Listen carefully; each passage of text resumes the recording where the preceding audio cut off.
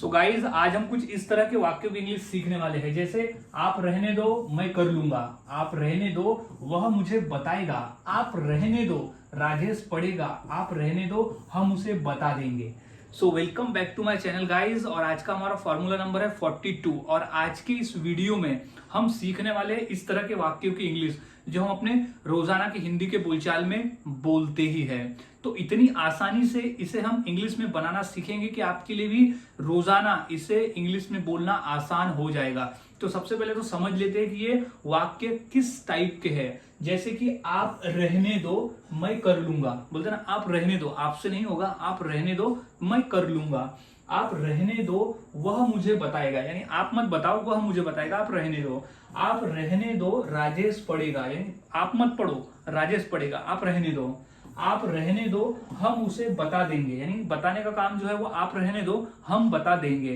तो आज हम ऐसे ही वाक्य को इंग्लिश में बनाना सीखने वाले हैं और इतनी आसानी से सीखेंगे कि आपके लिए इस क्लास को करने के बाद से इंग्लिश में बनाना काफी आसान हो जाएगा। सो वीडियो के अंत तक बने रहे। तो अब हम समझ लेते हैं उस फॉर्मूले को, उस जादुई फॉर्मूले को जो ऐसे वाक्य को बनाता है। तो समझ लेते हैं। तो हमारा जो फॉर्मूला है वो है सबसे पहले you let it B. You let it B का ही मतलब होता है कि आप रहने दो। अधिक सभ्य से बोलना है तो आप, और ऐसा बोलना है तो तुम रहने दो। बोलते ना तुम रहने दो मैं ही कर लूंगा, तुम रहने दो मैं ही चला जाऊंगा, तुम रहने ही दो ये काम को मैं ही कर लूंगा, तुम रहने दो मैं चला जाता हूं, तुम रहने दो इसे मैं ला लूंगा। तो क्या कहते हैं कि you let it B, you let it B यानी आप रहने दो, यू लेट इट बी यानी आप रहने दो, यानी मैं ही कर लूंगा आप रहने दो। तो पहले लगा लेंगे यू लेट इट बी, फिर उसके बाद जो आएगा वो मेन पार्ट है कि सब्जेक्ट विल बी वन, यानी यहाँ क्या बोलना है कि आप रहने दो किसी कार्य को मैं कर लूंगा, यानी हम भविष्य की बात कर रहे हैं। तो अगर आप ये देखोगे तो ये जो कंप्लीट फॉर्मूला जो यहाँ पर हमारा है ये सिंपल फ्यूचर टेंस का है। ये जो सिंपल फ्यूचर टेंस का ये फॉर्मूला है, याद में रख लेना है, जो कि आगे की क्लास में हम इसे भी देख लेंगे कि होता क्या है। तो subject plus will plus V one, subject यानी अब कौन है जो कार्य को कर लेगा, कौन है जो कार्य को करेगा, विल जो दर्शाता है वो हमें फ्यूचर का दर्शाता है, वी वन यानी वो कार्य, यानी हम बोलते हैं ना आप रहने दो ये कार्य को मैं कर लूंगा, तो वो कार्य यहाँ पर वी वन की जगह में आ जाएगा प्लस ऑब्जेक्ट जो कि बचा हुआ भाग है। तो हमारा कंप्लीट फॉर्मूला जो बन रहा है वो है यू लेट इट बी, फिर कॉमा लगेगा, फिर लगेगा subject plus will plus V one plus object, यानी एक सेंटेंस लगेगा यहाँ कंप्लीट। जो सेंटेंस रहेगा वो रहेगा सिंपल फ्यूचर टेंस में। अब हमने फॉर्मूले को समझ लिया, अब हम वन बाय वन फॉर्मूले को समझकर वाक्य बनाना सीखते हैं ताकि हमारे लिए वाक्य बनाना आसान हो जाए। तो पहला वाक्य देख लेते हैं। अब मैंने जो वाक्य है वो आसान ही पकड़े ताकि आसानी वाला पहले समझ में आ जाए, फिर धीरे धीरे हम लेवल को बढ़ा देंगे, थोड़ा कठिन की तरफ जाएंगे। तो सबसे पहले आसान आसान वाक्यों की हम प्रैक्टिस कर लेते हैं। तो सबसे पहले कि आप रहने दो, तो आप रहने दो कि सबसे पहले क्या हो गया कि you let it B, you let it B यानी आप रहने दो, आप रहने दो, फिर कॉमा लगा देंगे, तो ये कॉमन है यू लेट इट बी, आप रहने दो। अब मैं कर लूंगा, तो मैं की इंग्लिश क्या हो जाएगी आई, मैं मतलब आए।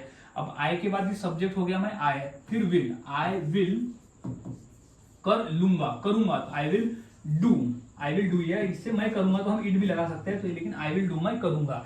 तो you let it be I will do यानी मैं करूंगा। तो डू हो गया कि काम, वो क्रिया जो V1 में हमने यहाँ लिख दिया।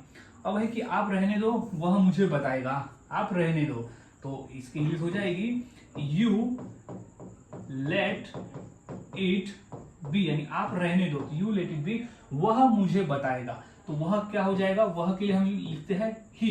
अब क्या हो गया, ही के बाद सब्जेक्ट हमारा ही हो गया, अब ये हो जाएगा विल, तो ही विल, विल के बाद V1, V1 क्या है बताना, तो ही विल टेल, अब किसे, मुझे, तो हो जाएगी मी, तो he will tell me, he will tell me. आप रहने दो वह मुझे बताएगा, आप मत बताओ वह मुझे बताएगा। तो इस तरह से वाक्य बनाए जाते हैं इस फॉर्मूले से।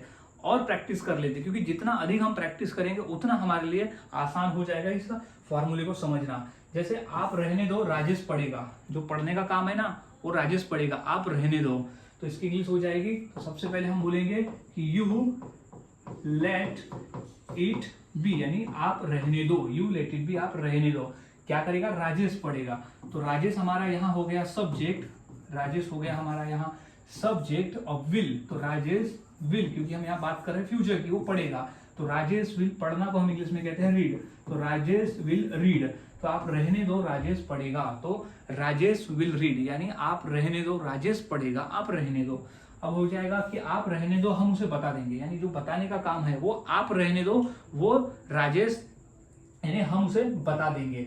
तो क्या हो जाएगा, यू लेट इट बी, यानी आप रहने दो, तो यू लेट इट बी, हम उसे बता देंगे। तो हम की इंग्लिश हो जाएगी वी, फिर हो जाएगा विल, क्योंकि हम यहाँ फ्यूचर की बात कर रहे हैं, तो वी विल। अब बताना को इंग्लिश में कहते हैं टेल, अब किससे, तो उससे, तो हो जाएगा हिम, तो वी विल टेल हिम, यानी हम उसे बता देंगे, आप रहने दो, यू लेट इट बी। तो गाइज इस तरह से वाक्य बनाए जाते हैं और बोले जाते हैं। आपको जितना चाहे उतना प्रैक्टिस कर सकते हो, जितना प्रैक्टिस करोगे उतना फॉर्मूला आपको याद में रह जाएगा और आप आसानी से उसे बोलना भी शुरू कर दोगे। कुछ और वाक्य की प्रैक्टिस कर लेते हैं, क्योंकि जितना ज्यादा प्रैक्टिस करेंगे उतना हमारे लिए वाक्य को बनाना आसान होगा। तो जैसे कि आप रहने दो, मैं लिख लूंगा, आप रहने दो, लिखने का काम मैं कर लूंगा, आप रहने दो।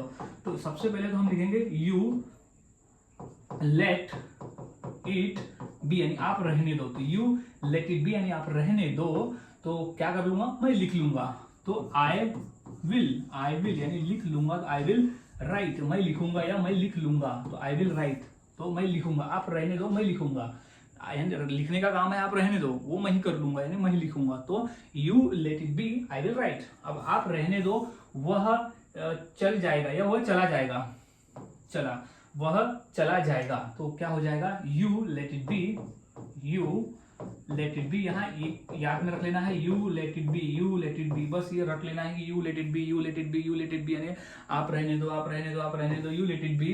तो क्या हो जाएगा, वह चला जाएगा, तो ही विल गो, यानी वह चला जाएगा, वह या वह जाएगा, तो वह चला जाएगा, तो यू लेट इट बी, वह चला जाएगा।